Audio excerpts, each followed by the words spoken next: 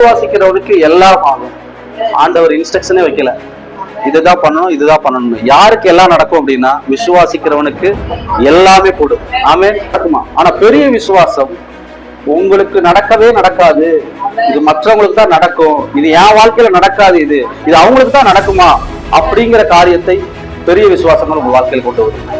அதை பார்த்து ஆண்டவர் 2-3 விசுவாசத்தை பார்த்து வேற அவரே ஆச்சரியப்படுறாரு. ஒண்ணு பெரிய விசுவாசத்தை பார்த்து சொல்றாரு, ஸ்திரீயே உன் விசுவாசம் பெரிது, உன் விசுவாசம் உன்னை ரட்சித்தது. இது யாரை பார்த்து சொன்னார்? கானானிய ஸ்திரியை பார்த்து சொன்னார். அவ கேட்கிறா, ஆண்டவரே என் பிள்ளை பிசாசினால் கொடிய வேதப்படுகிறார், அதை துரத்தி விடும்படி அவர் அழைச்சிட்டு போறாங்க. இயேசு கூப்பிடுறாங்க. கூப்பிட வரும்போது ஆண்டவர் சொல்றாரு, பிள்ளைகள் முந்தி அப்பத்தை சாப்பிட வேண்டியதா இருக்குது அப்படின்னு சொன்னா அவ உடனே ஜபத்தை மாத்துறா. அந்த இடத்துல கரெக்ட் தான், நீங்க சொல்றது கரெக்ட் தான். ஆனால் எஜமான்கள் மேசையிலிருந்து விழும் துணிக்கையை நாய்கள் தின்னுமே.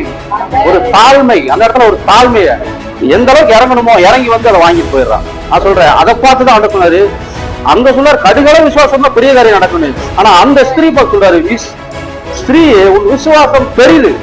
எப்படின்னா இந்த ஒரு ஆசீர்வாதத்தை, இந்த ஒரு சுகத்தை, இந்த ஒரு விடுதலைய எப்படி வாங்கணுங்கிறத அந்த ஸ்திரீ கிட்ட தான் ஆண்டவர் பார்த்தாரு.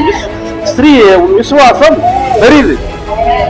அந்த பெரிய விசுவாசத்தை வச்சு என்ன பண்ணிட்டான்னா, உனக்கு இது கிடையாது, இது என் பிள்ளைகளுக்கு, நான் இஸ்ரவேல் குடும்பத்துக்கு தான் வந்திருக்கிறேன், உனக்காக நான் வரல. முதல்ல அவங்க ஆண்டவர் உனக்கு இல்லைன்னு சொல்லல, முதல்ல அவங்க சாப்பிட்டோம் அப்புறம் நான் வர்றேன்னாரு. ஆனா அது சொல்லிருச்சு, முதல்ல அவங்க சாப்பிடறது இருக்கட்டும், அதுக்கு முன்னால சிந்தரவனா எடுத்து சாப்பிடுறேன் அப்படின்னு.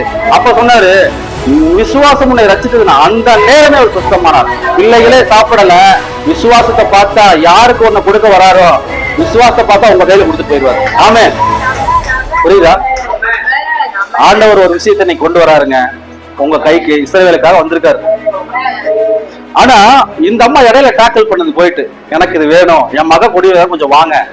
மரியாள் மாத்தாள் சொன்னாங்க இல்லையா, என் சகோதரன் வியாதியா இருக்கிறா, கொஞ்சம் வந்து சுகமாக்குங்கன்னு.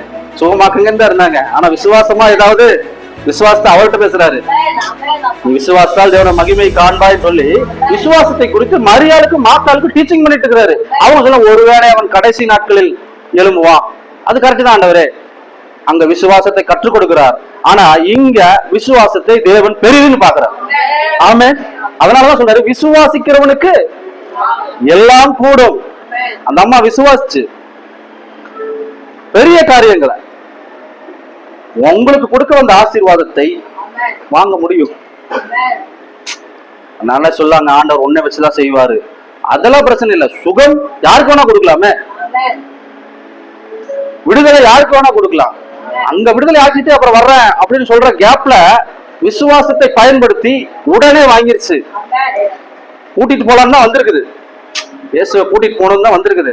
ஆனா கூட்டிட்டு போகல, விசுவாசத்தை பார்த்தோன்னு அவன் அந்நேரமே விடுதலை வாங்கிட்டான். ஆமென். நான் சொல்றேன், நீங்க விசுவாசிச்சீங்கன்னா உங்க வீட்டுல இருக்கிறவங்க டெலிவரி ஆவாங்க. ஆமென்.